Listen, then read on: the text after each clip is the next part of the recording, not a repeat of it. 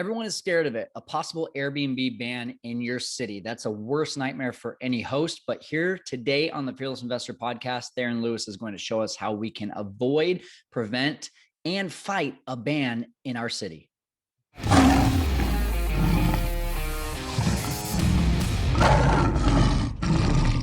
Hey everyone, welcome into the Fearless Investor Podcast. I cannot wait for this episode today. This is going to help so many of you hosts out there as you're getting into this, knowing how to be able to prevent a ban from happening in your city. Theron Lewis is going to give us so much value today. But before we get into that, I want to get to thanking our sponsor, Boostly. And Mark Simpson over at Boostly has a message for you. He says, listen up, in case you didn't know, it's 2021. Things are changing in the short-term rentals industry. And hosts, you can't keep relying on Airbnb to bring you all of your business. You have to start booking directly to your customer. How do you do this? It's simple. You get your own website, but you cannot cut corners when it comes down to it. You have to get a WordPress website. Don't get a free website.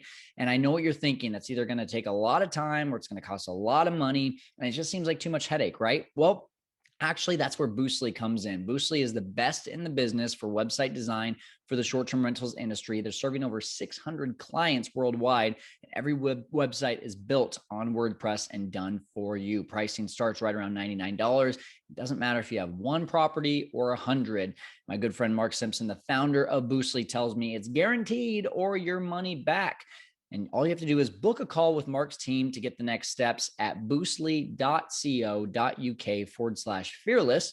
Your future business will thank you for it. That's what Mark has to say. Again, it's boostly.co.uk/fearless, and Boostly is spelled Boostly. Now, with that being said, I met Theron Lewis a couple of months ago on Clubhouse, and I heard his story, and I said, we have to get you on the podcast. Really, because I just want to hear how you were able to fight this ban and overcome it over in Detroit. And now he's doing it in Philadelphia. He's done it in Chicago. He is really becoming the poster child for helping hosts to make sure that their business stays intact by working with the city, not against the city. And so here we go right now with Theron Lewis here on the Fearless Investor Podcast. Hey guys, welcome into the Fearless Investor Podcast. Cannot wait to get to this episode. This is one that I've been waiting for a really long time with Theron Lewis here, coming in from Detroit. Theron, thanks so much for being on the show, man. Hey, thank you, Kyle. Appreciate it. Awesome. Hey, before we get into it, what's your craziest Airbnb related story, man? Got to hear this. Okay, Kyle. So this is going to be a little embarrassing, but it's management related, and okay. I know that you are the guru in that category. So get ready to laugh at me. All right. Okay. My first management property, and again, this was 2016, so this was a long time ago. Okay. I took on this management client from a client, a place that I actually stayed in, had a horrible experience, was about to give them a bad review. Right as I was leaving the door, they said, I can sure use help managing this. You want to do it? And I'm like, okay, that's my first management client. Wow. Long story short, after booking guests and having the host still go back to the house and stay in the property when the guests were there, having his wife, which I found was his ex-wife, coming back, taking things out of their place. No. I learned the hard way how, hard and how important it is to have management totally down and vet your clients. Yeah.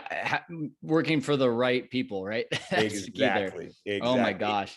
Wow. Believe it or not, it ended well, but man, look, I could go on and on about the antics that happened. There could be a movie made about that client. I swear. Well, there could literally be a movie made about what we're going to talk about today, which I think is really exciting. So really quickly, before we jump into just the amazing impact that you have had on the short-term rentals industry.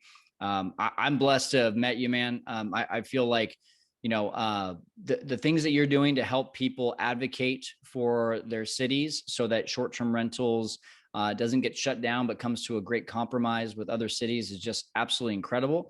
And something that we all need to be, like I mentioned to you when we met on Clubhouse, it's something that we need to be proactive with and not reactive with. I think sometimes there's times that we have to be reactive, but most of the time, if we have a chance to be proactive, that's my goal today, is to have you on the show so that people who are excited about this business and may eventually deal with this have some 1, 2, 3 ABCs to know how to deal with it. But before we get into that, let's go back to the beginning. It sounds like you got into short-term rentals, right around 2015, 16, is that right? Yeah, 2015, 16.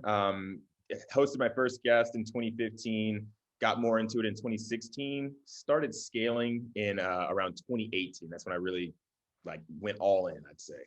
That's great. So you start scaling in Detroit or Detroit and Chicago? In Detroit first. Okay, got it. So first of all, what were you loving about this business? Like what brought you to the short-term rentals industry? So I'm going to tell you, I found out, I guess, I don't want to say late in life, but I guess I found out as I was growing up, going through college and all of that, that I definitely wanted to be an entrepreneur. I just didn't know what. So I was trying tons of different things. Like I started off selling trading cards on eBay. I actually did pretty good, was paying my rent while in school. Nice. I was like, all right. Thought I was, great at business. It was just an open and shut case.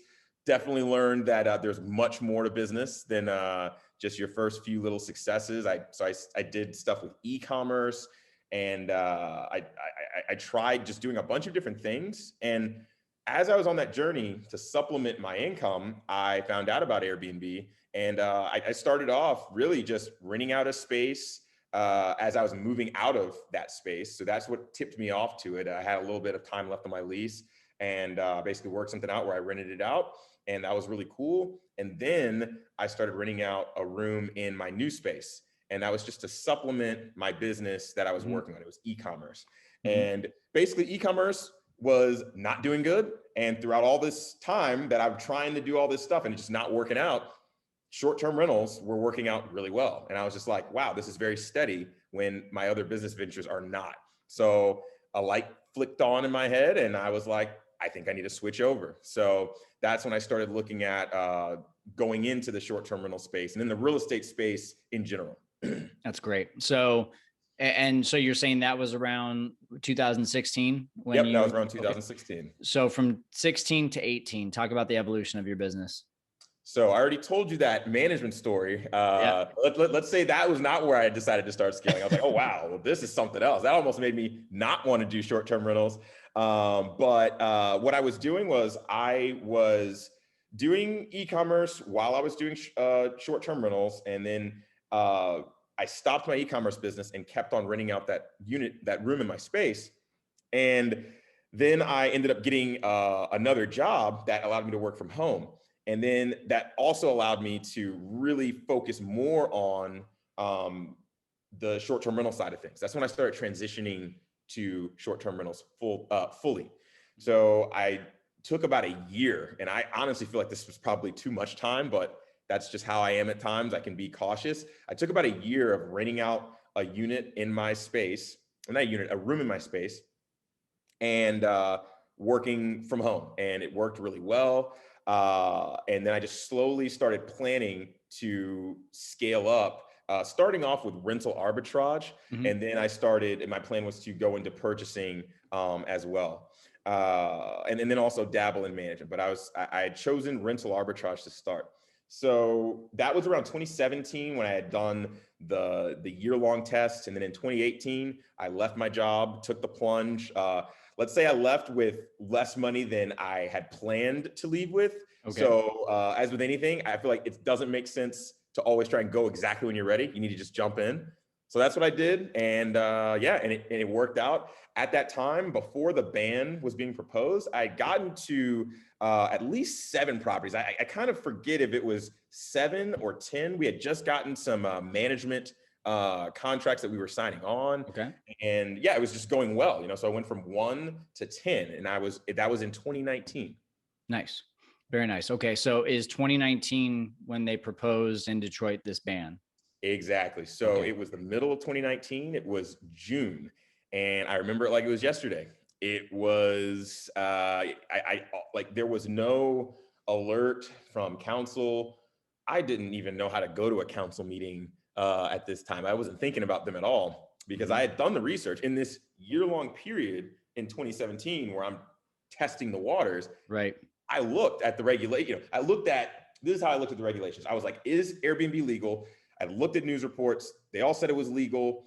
there was even a Airbnb, there's a video, a commercial for Airbnb that had the mayor of Detroit in the commercial talking about how great Airbnb is for the city. How if funny. that's not an endorsement, Yeah. you know, to that short-term rentals are legal, I don't know what is. So, you know, I'd done the due diligence. Airbnb was completely legal. Short-term rentals completely legal. And, you know, I took the plunge then. And then in 2019, out of nowhere, I see online, there's a news report that says that that Detroit City Council is voting on a short-term rental ban that is going to be put in place in 2 weeks. So you literally are given like no heads up on any of it. It's just you could have this business that's producing likely, if not six figures, at least close to six figures gone in a matter of 2 weeks. Yes. I was about to lose everything. I had quit my job. I was fully into the industry. This, you know, this was what I had staked everything on. You know, and I thought I had a really great foundation. And just as a testament to people who think that their regulations are okay right now, you know, without really being involved, that is what can happen. And, you know, this is the last city that people would think, you know, they would try and ban these things. Yeah. And that's what ended up happening. So I'm freaking out. Like it literally, you know, there's, you know, we're in the post-COVID, I guess, lockdown period right now. I had a previous crisis before people had the COVID crisis. I had the post-ordinance crisis. Like I was just, my brain just totally switched. I was like, okay, now I have to just go into, you know, survival mode. Yeah. That's basically what happened. So really quickly though, before survival mode, was that, what was that feeling when you saw that news report? Yeah. What in the world went through your mind? I equate it to, you know, they say, I think it's called the stages of grief. Yeah. So it's like, first it was denial. Right. And I actually forget all of the exact stages, but literally those feelings is what that was. It was like denial. And then I think it was just like despair. And then it was just like, okay, so I'm here. Like I figured out, I'm denying it. I'm talking to people. Oh no, it's real. Oh no, some people went to council meetings and they're serious about it and they're serious about voting on it. And council is, you know, nobody, I think there was one person that was against the bill, you know, everybody else, no, we're ready to sign it. We're ready to get it voted on. So it was a real threat. I found out, then I had despair. And then after that, I had acceptance.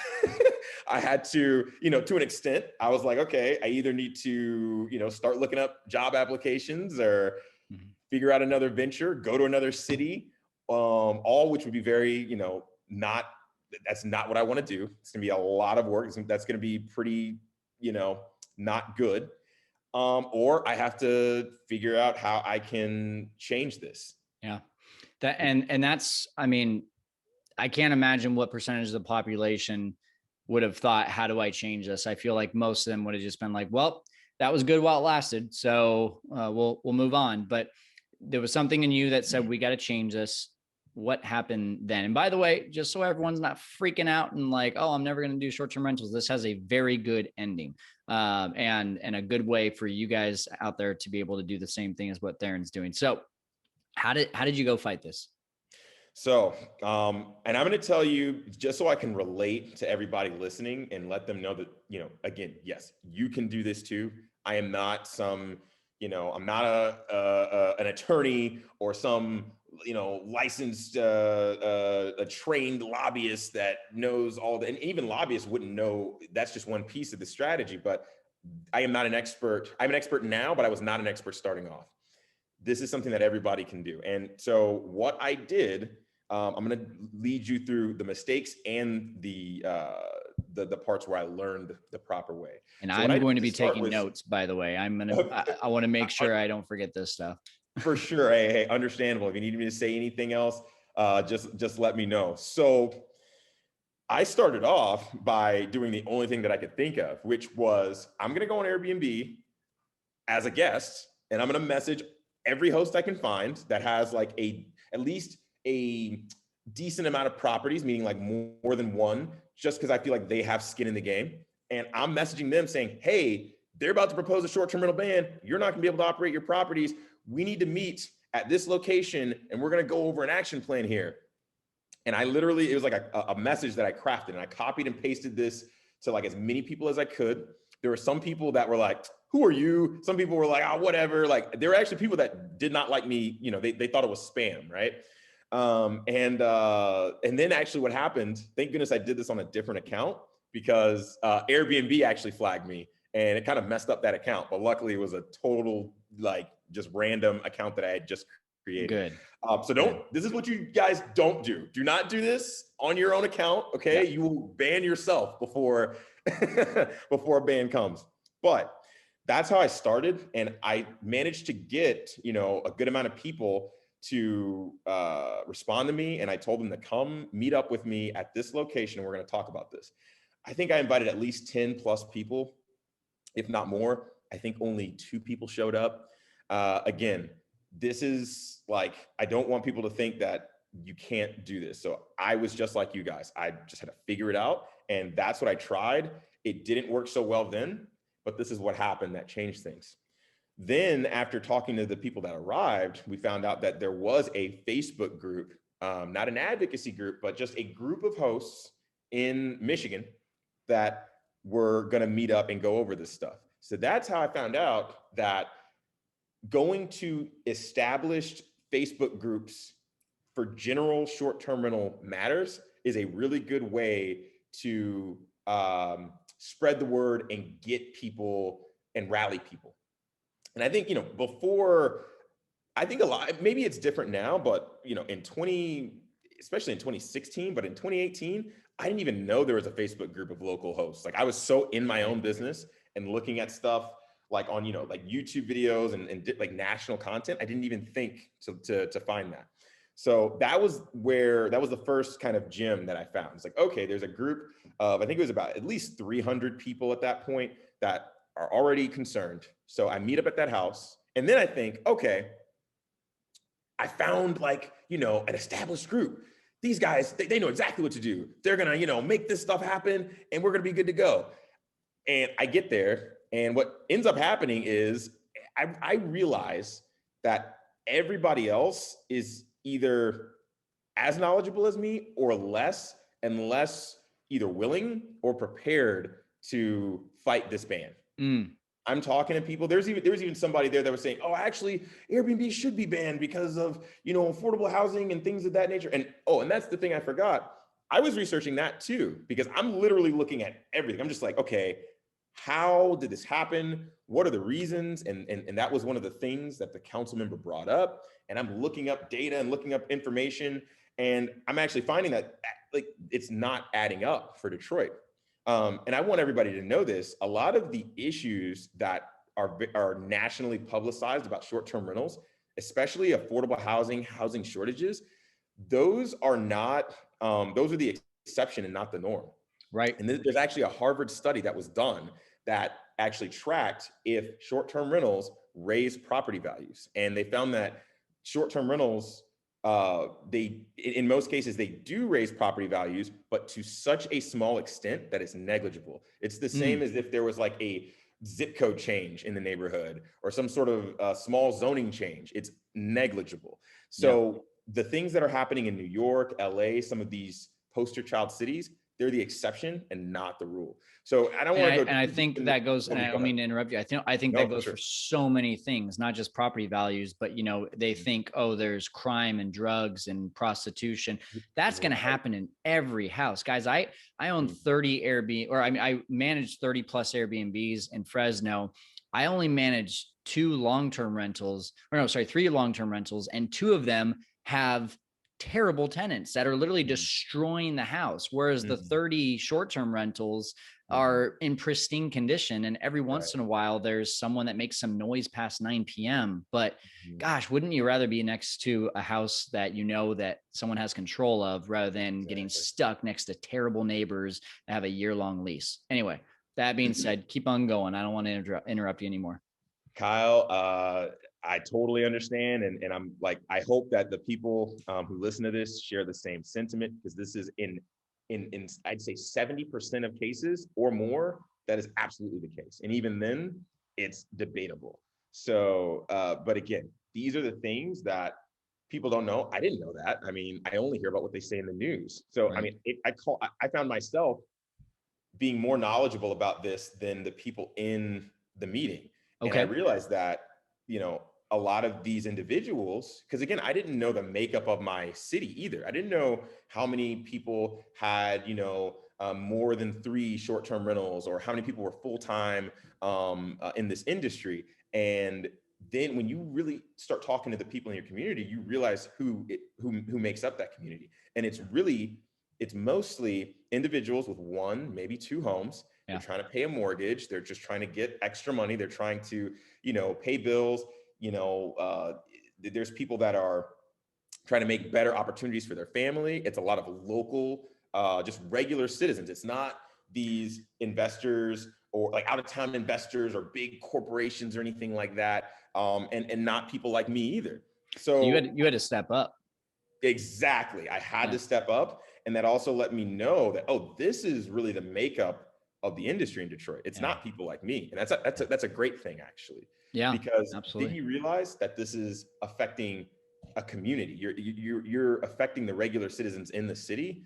And that is one of the things that we made aware to city council that really helped turn things around. Now I'm going a little ahead of myself, but that was one of the first realizations. And, No, that's really important, right? Because a lot of people out there think, they see Airbnb and they see it growing, and they see, someone come in and it's like, oh, they're making great money. And it's almost like, people start to get that negative, like, oh, it's the ultra capitalist, and that's now every single Airbnb owner. But that's not the case. And if you look like in my city too, it's the exact same thing. As soon as you told me on that Clubhouse to go make a Facebook group, I went and made a Facebook group, and I found maybe 4 hosts of the over 400 units that we have here. Maybe 4 hosts had more than 2 units, there you and go. all of them were 1 or 2. It was wild. Yeah. And so yes, you're right, that creates a community, especially if that extra $1,000 $2,000 is making a big difference in their lives. So Exactly. yeah, that's good. That's a really good point. Yes. And Kyle, that is one of the big things that that stuck with me through the whole process here. And before I move forward, like that's when I started to realize that it was an awareness thing. It wasn't something where you're even necessarily fighting the government, or you're trying to have, make an argument on what is what, and data. It's an awareness thing. The things that they care about, like in most cities, if you just let them know and show them like who they're actually affecting, that is a big piece to them giving sensible regulation versus giving, like basically a ban. So, but I will get into that. So that was like the humble beginnings. You're right. Basically, it ended up being everybody sitting at a table, me at the front of the table with my laptop, typing up, stuff that we wanted to do, an agenda and all this stuff. And we were all going to go to the next city council meeting. And that's when we created the Short-Term Rental Association in Detroit. That was the official time that we created it. And it was as simple as thinking of a name, and we had used the Detroit Short-Term Rental Association. And then we created a Facebook page. And that's why I tell everybody to do that, because that's the easiest way to start. And that actually goes a very long way. So that's what happened there. And from there, there were things where, I still had to learn how to get this done, how to reach the goal of getting this ban pulled. And we went to city council meetings. I had learned, I started learning about how that operated. I started learning about who, kind of cares about what. I want to let people know that in a lot of cases, your city government will have a list of the decision makers, the city council members, and it will give bios of like kind of what they were voted there for, what they stand for. That's also very useful as well. So I just started getting into the ecosystem of city council. And it was just by going to these meetings and just being involved. It wasn't like too much besides that. It was just going to the meetings. You hear, like when you go to these meetings, they're going to be talking about different things, and you can automatically see kind of what these people care about. And there's going to be other people there too. But that was the process there. And then what we ended up doing, there were people that volunteered to help out. So we had somebody that was going to help with, they created the GoFundMe page for fundraising. We had created a website on Squarespace. So we had people that were ready to commit some time to help us out. And that is what is likely to happen if you're having a very severe issue. If somebody steps up, they see that, hey, this person is really serious about, making this happen. There will be people that will step up to the plate. You just have to get the word out there. You just got to go on that Facebook group. You just have to let people know, hey, I'm, going to be fighting this. I need some help. Anybody who can pitch in, please let me know. I can almost guarantee you will find some people that are willing to help. And even just a little bit goes a long way. So that's how we basically started. So we had a Facebook page, we had a Squarespace website that was pretty rudimentary, and then we had a GoFundMe. And then that's when things started picking up. And here's what I'm going to go ahead and do, because what this story entails is how I found out about this strategy and what I call the 3 pillars to get this stuff done. And I want to also respect the time on the show and make sure I give you guys really good, concise information. Yeah. So through this process, I learned what I call the 3 pillars. And what it is having a really good community. What that means is simply establishing an association, letting people know to join, sign up via, an email list, at least like the Facebook page, just have the ability to reach out to that community. Even if it's through that original Facebook group that's already there, where you're giving information out and saying, hey, we're, city council is going to be meeting on this date. You guys should show up. That's super important. So you want a official and active community. The second pillar is you do want to, in at least middle to high population cities, you want to work with a lobbyist to get you into the door with these decision makers. And this is something that, this is where the main fundraising dollars comes in. This is where most of your fundraising dollars are going to go, but it's super important for middle population and high population cities. Then the third pillar is having a good relationship with a platform. This could be Airbnb, VRBO, Expedia. And this is the thing, I didn't have any connections starting off, but when these things happen, especially if they're severe, they're going to be looking for somebody to fight this fight with them, because they need a community organization to actually do their job. They can't fight your battle for you, because then what it looks like is, oh, this is big corporation just trying to have like a stranglehold or have an influence on a city. So there's a very thick line that they cannot cross. So they need a community organization to interact with to really get things done. So they'll look for you. You just need somebody to step up. And those 3 pillars are really what's needed to get the things you want with regulations. And I'm sure I said a lot, so feel free to ask me some questions. But I guess I just want to say, it's not something that, I know that might sound daunting to start off with, but first of all, I have a strategy that I want to share with as many people as possible. So if people have questions, just reach out. We'll get on a call. I want to, share this information to as many people as possible. But just know that this is something you can do, and they will find you. Like, you can do it. I did this without any knowledge beforehand and had to figure it out. But yes, go ahead. Yeah. So like you said, it sounds daunting. So very quickly, you told us in the beginning here that Detroit literally gave a 2 weeks notice. Were you able to complete all 3 of these pillars within 2 weeks?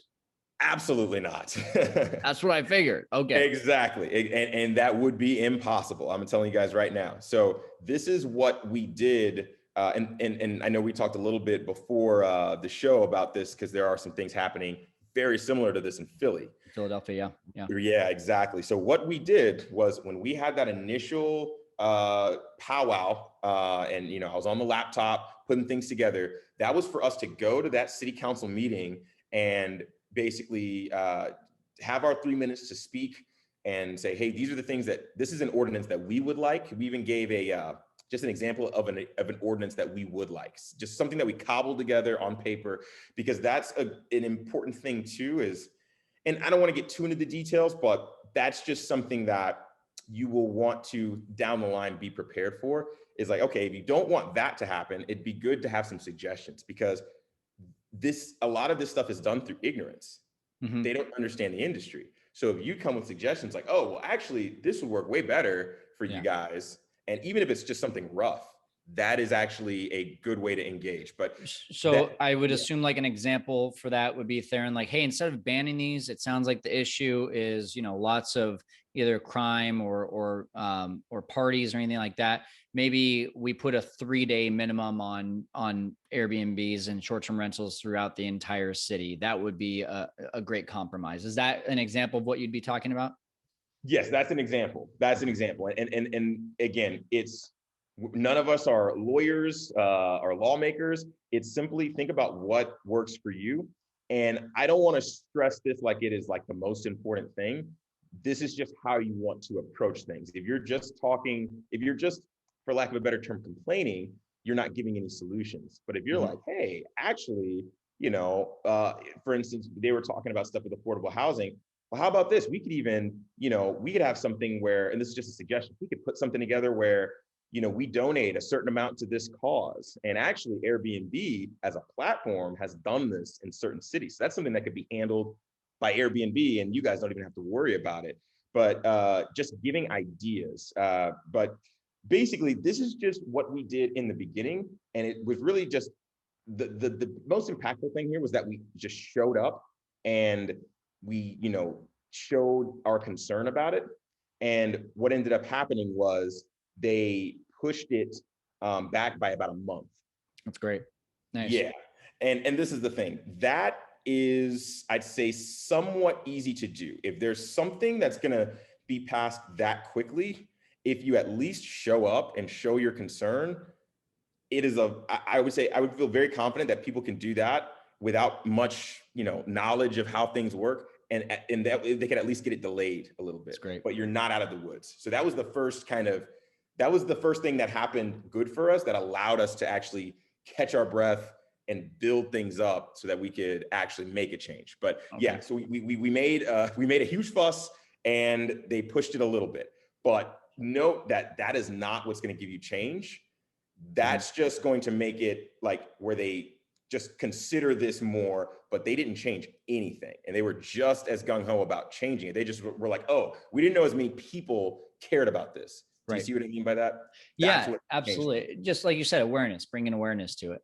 Exactly. So really quickly, because like you said, we're running low on time here. I don't want to speed this up, but I do want to just get to, I think the only missing piece that I have right now is what was the, some of the key things that ended up getting brought to the council that allowed you guys to be able to come to a compromise and remove a ban? For sure. So as you were saying in the beginning, here's the good part, everybody. All right. I talked about how things were bad and we were, we didn't know what to do. And we were just fumbling along because we just didn't know. Right. This is how we got to those 3 pillars. When we did the organization and we started the Facebook group, I'm sure people are wondering, well, how do you just, get the word out and get people to join your Facebook group? Well, here's the thing. Airbnb reached out to us because they saw that, hey, we're stepping up here. And what these platforms will do is they will actually promote your website. They'll promote whatever you have to all of their hosts in your city. And then they can sign up, and that's how you gain members. So that was a huge thing. And again, this is all free. And this is why it's important to work with those platforms. Now, on the side, what we did do is we did Facebook ads as well. And I don't want to go down that whole rabbit hole because that's not necessarily what you need. It is very helpful, but it's not what you need. If you just step up and there's an issue, those platforms are going to find you and they're going to want to help. So that's how you spread the word in a very easy and cheap way, free way. So that was super helpful. So through them, we were able to get our word out to all the hosts possible. And then we started hosting events. So we did an event talking about how this ban is not good. Once it got pushed, we had time to do an event. And Airbnb actually came down to Detroit as well. That's the thing I want to mention. Airbnb will, and other platforms, they'll participate however they can. again, if you are stepping up. So that was helpful. And we just let everybody know, just what was going on and what we planned to do. And that was to speak to city council directly, one-on-one, and let them know what short-term rentals really mean in Detroit and get them to listen. That was our goal. And that was, again, that's how these 3 pillars got formed, working with the short-term, with the platforms, using lobbyists to get into the rooms with these city council members. And, again, through that relationship with the platform, getting that community together and just hosting an event. We hosted an event like once, maybe, like we hosted an event then, and then we hosted like another event maybe 2 months later. So it's not something, because things got pushed a little bit more. So it's not something that it doesn't have to take a ton of time. You just need to do one good event to let people know. And then if things happen, update them via email. Hey, there's a council meeting on this. Everybody should come. It's happening at this time. So that's what we did. It was getting that group together, letting people know, and using those 3 pillars to get the decision makers to listen. So good. So good. All right. So 2 questions. If I'm in a city that there is currently a ban, is it too late? That's my first question. I'll let you answer that first. For sure. So the answer to that question is no, but the answer to that question is it will likely take longer to get that ban removed. And that's just the nature of policy. If something is in law, it's just harder to get it removed. The governments move very slowly. So just as a bill can take a while to get passed, it will take much longer for it to get removed. But I would definitely keep hope alive. And I actually have a short story with that. And this is something that I've actually mentioned. I think you were on this Clubhouse room where I talked about some developments happening in other cities that I found from insider contacts at Airbnb. And just to give you an example, New York is one of those. So New York is, New York City is poster child number 1 for, very huge short-term rental restrictions. What I can say is that Airbnb is in very close discussions with the government there. And when that happens, it's not like a matter of you don't know necessarily what's going to happen, but things are going to change. And things are going to change for the better. So this is already happening now, especially due to COVID. This is something that can help get cities back on their feet. That's great. This is something that can help citizens get back on their feet, right? That's great. So this is already happening in many cities. So I would keep hope alive. Don't feel defeated. Still keep your eye out on that city. Awesome. And we're going to give people a chance to connect with you here in a second. Last question before we do direct people your way. If I'm in a city, I already know the answer to this because I asked you this question in Clubhouse. If I'm in a city that has no sign of bans, but I want to be proactive, what's the number 1 piece of advice that you would give? Perfect. So glad you said that. I think this will be the most important thing for most people. So first off, if you said you don't see any sort of activity, meaning you've searched for an association in your city or your state and you don't see anything, go and create a Facebook page, and you can call it Your City and then the Short-Term Rental Association. That's just the most blanket term that you can use. Go ahead and do that. And here's why that's useful.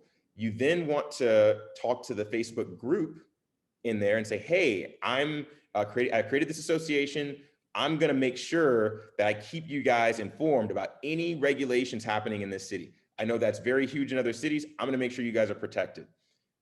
I'm telling you, nobody wants to do this stuff. It's just not what is, people come into this business to run their business, not to do politics. So you just saying that, you're going to get people to join that page. They're going to be like, oh, thank goodness they're doing it so I don't have to. Yeah. And then one thing that you can do right now with that, and this is something exclusive to you. I meant to say more of this, but this is a great thing you can do right now. there's all this talk about party houses and noise complaints from the bad actors in all the cities around the world. What you can simply do, just you being I assume that everybody listening to this podcast they care about their business, and they're probably above average in terms of their performance because they're actually taking the time to listen to you, Kyle, an expert about how to operate their short-term rentals, right? So if you just say, hey, I'm hosting a quick Zoom meeting, or hey, I'm going to post on my Facebook page my house rules list or my house manual or some tips to stop party houses. Here's that tip. That I know that sounds small, but that's actually huge, because that's really the work that these associations are doing that's the most valuable, because then you're actively helping your community and actively keeping these things from happening. And then if your government starts talking about, hey, we're going to propose some regulations, that's when you have ammo and you're like, hey, well, we have this association and we are basically, I don't want to say self-policing, but we are raising awareness, and we're self-governing ourselves. We're showing people how to be great hosts and to not have the problems that you're talking about. And that's really one of the biggest things for any association, is to just help the hosts be better hosts. Yeah. We've gone one step further. We've added a blacklist to our page. Oh, love it. Anytime someone is just a terrible guest, take a screenshot, we post it to our group. Don't let these people in your house. They threw a party. Exactly. They had drugs. They had something, we don't want that in our community. So exactly. Theron, where can people connect with you? You being one of the only people really in this industry that's outwardly helping with these kind of situations. I feel like there's already a lot on your plate, but you've been very gracious today. And I'd love if people have an outlet to be able to continue to get help from you. For sure. And I'm glad you mentioned that, because we do need more people to fight this fight. And every person that starts an association in their space and simply just creates a Facebook group, nothing too time consuming, that's actually very helpful. Just getting involved in whichever way you can, that's really what we need right now as a worldwide community. It's going to help everybody. So I want to help as many people do that as possible. Please reach out to me at theron@sharingdetroit.org. That's the best way to reach me right now. We help organizations, we help individuals worldwide, but that's the best way to reach me. It's the city that started it all, so I'm always checking that email. And one thing that I was gonna say, oh man, it was something that you said. Oh yes, so I want to shout out, because we're all a collective here. I want to shout out anybody who is fighting that fight, and I want to bring up an organization called Rent Responsibly. They're one organization that is fighting the fight along with me. It's crazy. When we didn't know about each other for a while, and when we connected, we were like, oh my gosh, we're literally on the same page. Why are there not more of us out here? So I really want to shout them out. And anybody else, if anybody knows of another organization or another person that's really trying to get involved, please let me know. We're all trying to connect and be connected. We're in this together. So I just really want to spread this word as far as we can. That's awesome. That's awesome. One more time on that email address for us. For sure. Theron, and that's THERON